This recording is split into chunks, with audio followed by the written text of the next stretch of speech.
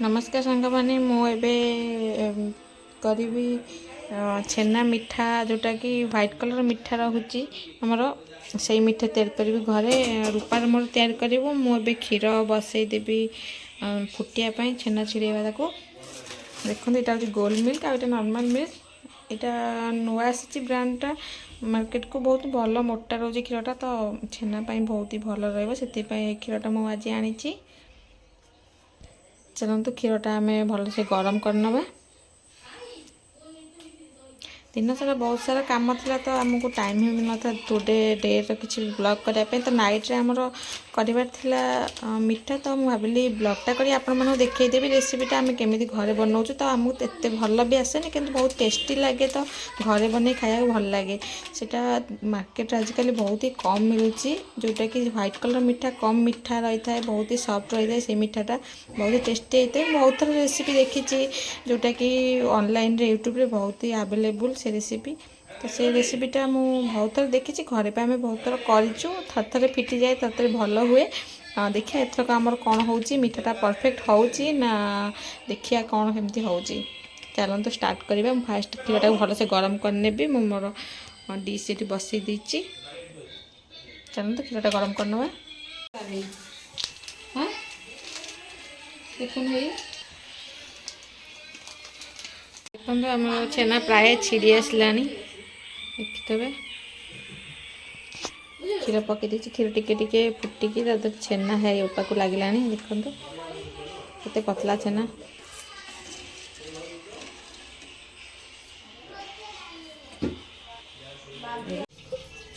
धरुण कपड़ा अच्छे एटा काटेनि छेना पूरा हो जाए रूपा छाने अल्प अल्प कि छाण बहुत हो फुल मोटा छेना ही दे गोल मिल्क में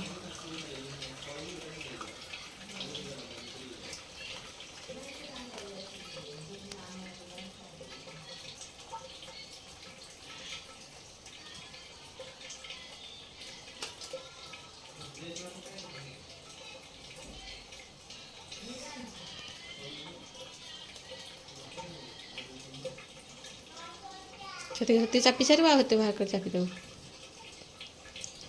छोटा स्पून देखा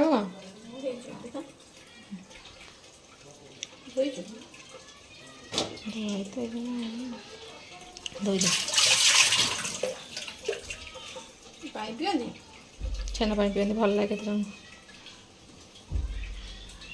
बढ़िया हो पानी पूरा येलो हो चिपुड़ी तो पकई दे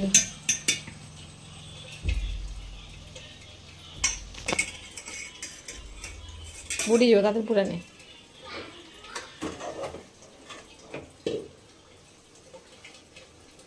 सब नहीं एकाधर तीन पैकेट ना वाला ज्ञानी जो गोटे पैकेट कौन खाती गोल मिल्क पे बड़ा बाहर एत आनंद लगे आम जो 5-6टा करते के बात देखिनु मन नहीं नेक्स्ट टाइम जो बहुत करते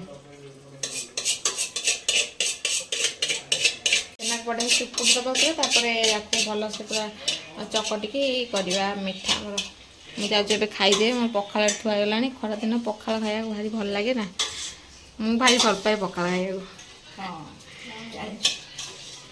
आम छेना पूरा बढ़िया से पानी भी जाइए रूपा तक चकटी देवे बढ़िया से पूरा केते मोटा हो जाए पूरा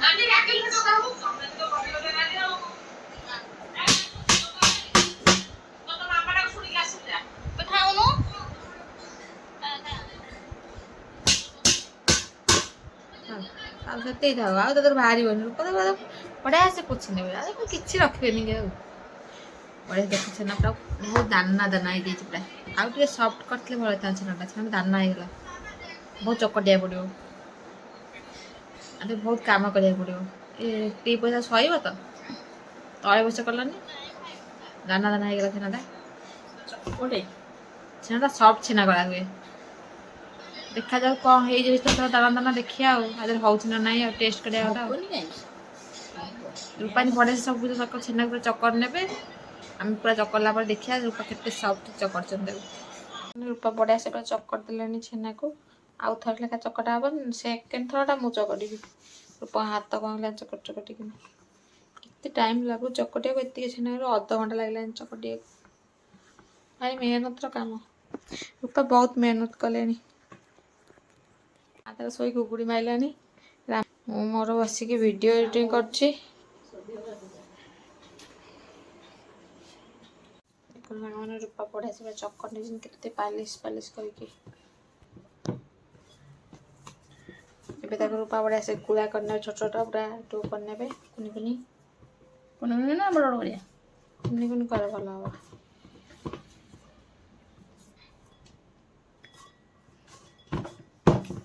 ମୁଁ ବି ଚକଟୁଥିଲି, ଅଳ୍ପ ଚକଟିଛି।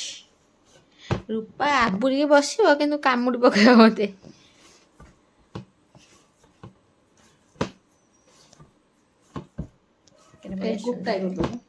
ଖାଇପାରିବ କ'ଣ ହେଇଛି?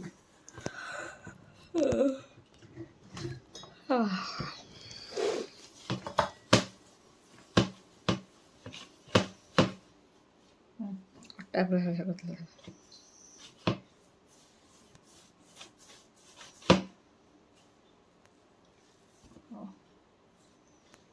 କରିବା ତ ସେ ଯେଉଁ ଫଟା ଅଂଶ ରହିବନି ଯେମିତି ସେଇଠୁ ଫାଟିବ ନାହିଁ। ହାତରେ ବାରମ୍ବାର ଏମିତି କର ଯେମିତି ସେଇଟା ଆଉ ଇଏ ହବନି। ସେ ଚଚଳି ଫାଟୁନି ଚାରିକରୁ ସେଇଟା ହିଁ ହବନି। ଜୋର କରିକି ଧୀରେ କର ଯେମିତି କରୁଛୁ କର। କେମିତି କଲେ ଫାଟିବନି ସେଟା ଦେଖ।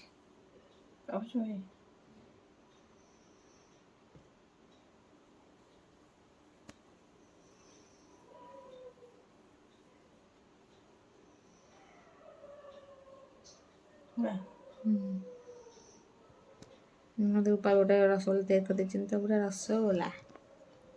ଦେଖ ଦେଖ ହ୍ୱାଇଟ୍ ରସଗୋଲା ଶିରାରେ ପଇଲେ ବହୁତ ଟେଷ୍ଟି ଲାଗିବ।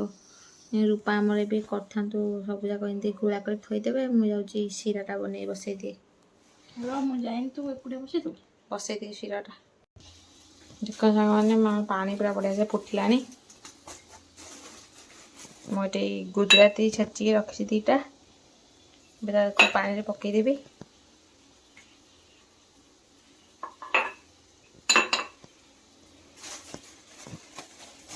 ଆଉ ହାଲକା ମିଠା କରିବା। ହାଲକା ମିଠା ପାଇଁ ଆମେ ଅଳ୍ପ ଚିନି ପକେଇବା।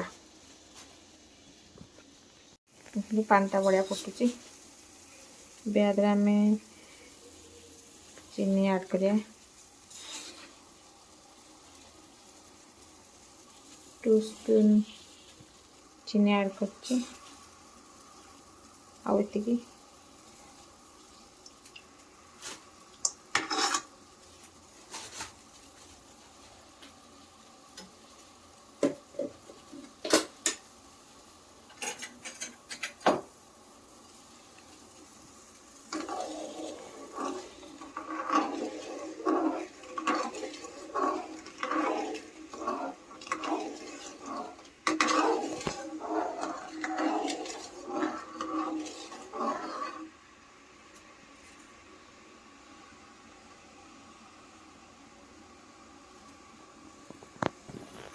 ଆମ ଚାଶନି ପୁରା ହେଇଗଲାଣି। ମାନେ ଆମ ଶିରା ବହୁତ ସୁନ୍ଦର ଭାବରେ ହେଇଗଲାଣି। ଟିକେ ଇଠା ବି ଲାଗିଲାଣି ହାତକୁ।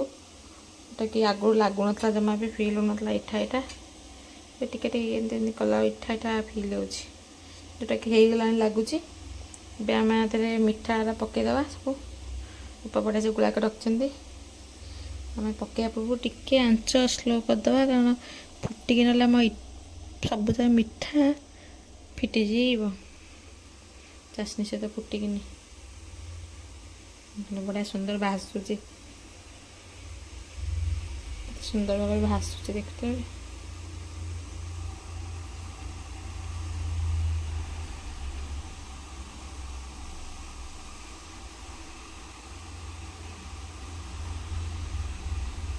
କି ସୁନ୍ଦର ଭାବରେ ଭାସୁଛି ସେ। ମୋତେ ମିଠା ଭାରି ପସନ୍ଦ। ବ୍ଲାକ୍ ଜାମୁନ୍ ଆଉ ଏଇଟା ବହୁତ ପସନ୍ଦ କରେ। ରୂପାଙ୍କର ଫେଭରାଇଟ୍। ସେ କରି ଖାଇବାକୁ ବେଶୀ ଭଲ ପାଏ। ଦେଖନ୍ତୁ ସୁନ୍ଦର ଦେଖାଯାଉଛି।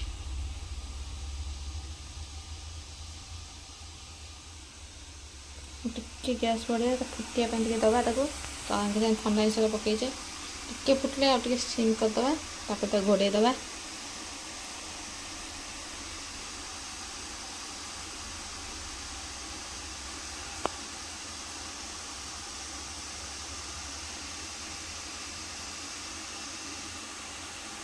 ଦେଖନ୍ତୁ ଟିକେ ଟିକେ ଫୁଟିଲାଣି ଏବେ।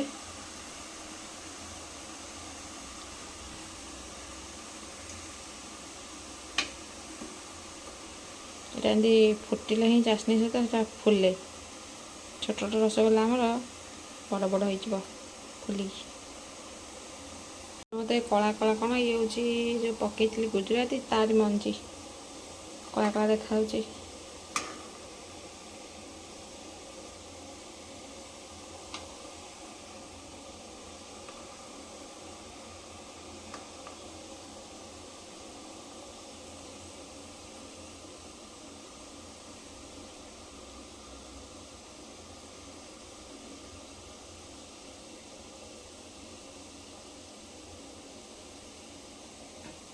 ଏହାକୁ ଆମେ ଘୋଡ଼େଇ ଦେବା।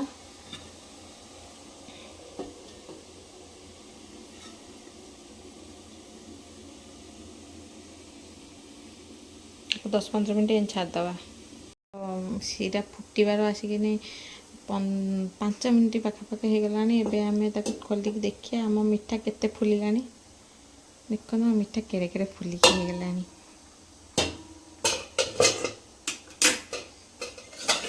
ପକେଇଲା ବେଳେ ସିଏ ଏତେ ଦେଖାଯାଉନଥିଲା, ଏବେ କିଟି କିଟି ହେଇଗଲାଣି। ଦେଖିପାରୁଛନ୍ତି କିଟି କିଟି ହେଇଗଲାଣି। ସେ ଆହୁରି ଫୁଲିବ। এইটা ଫୁଲିନି ଜମା ବି, ଆହୁରି ଫୁଲିବ। ଇଏ ଆହୁରି ଫୁଲିବ।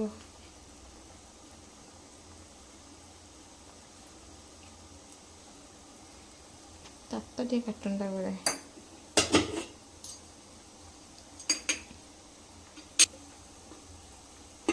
ପୁଣି ତାକୁ ଘୋଡ଼େଇ ଦେବା 15 ମିନିଟ୍। ଆମର 15 ମିନିଟ୍ ପୁରା କମ୍ପ୍ଲିଟ୍ ହେଇଯାଇଛି। ଦେଖିବା ମିଠା କେଉଁ ଯାଏଁ ଗଲା। ଦେଖନ୍ତୁ ମିଠା ପୁରା ଫୁଲି କିଟି କିଟି ହେଇଯାଇଛି। ଦେଖିବା ଦେଖ କେତେ ବଡ଼ ବଡ଼ ମିଠା ହେଇଯାଇଛି।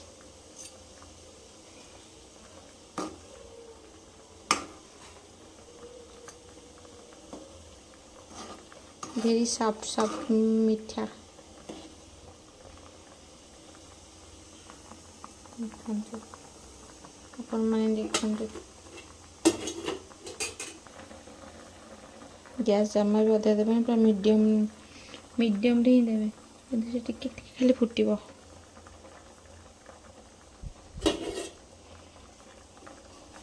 ମିଠା ଆମର ପୁରା ରେଡ଼ି ହେଇଗଲାଣି।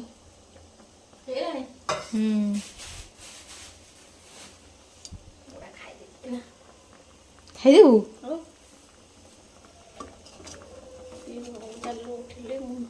এই ମିଠାଟା କାଢ଼ିବି ଖାଇବୁ ବା।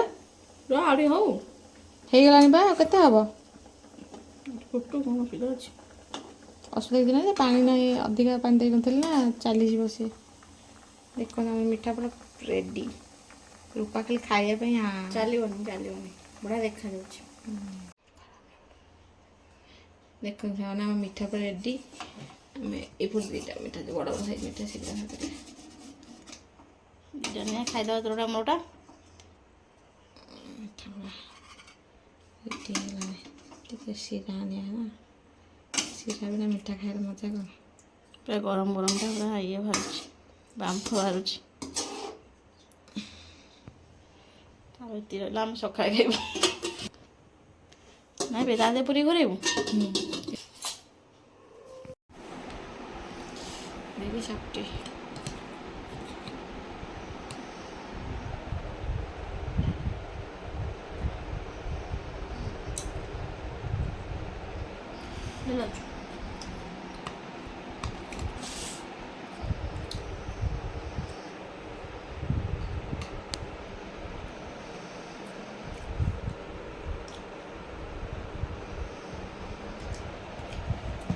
ଖାଇଦେଲୁ ଏଇଟା ମୋତେ ଖୋଇଦେଲୁନି ରହିବା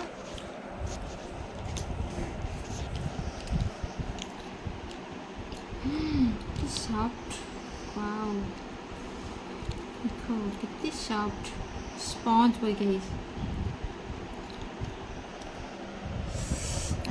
ଏ ବାବା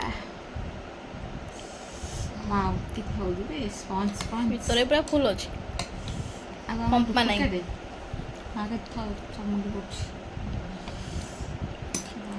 ସିରା ସାରା ଖାଇବି ତ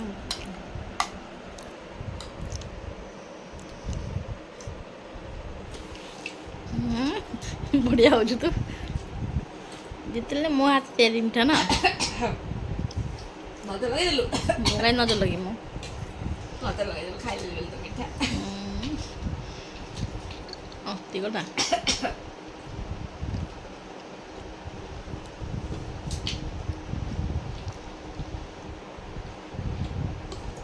କି ମିଠାଇ ଦିଦି କୁହ ରୂପାକୁ ବନେଇକି ଦେବ ଶିଖଲୁଣୁ ଦିଦି ଏଇଟା କି ଟେଷ୍ଟି ହେଇଛି କି ସ୍ପଞ୍ଜ ଭଳିଆ ହେଇଛି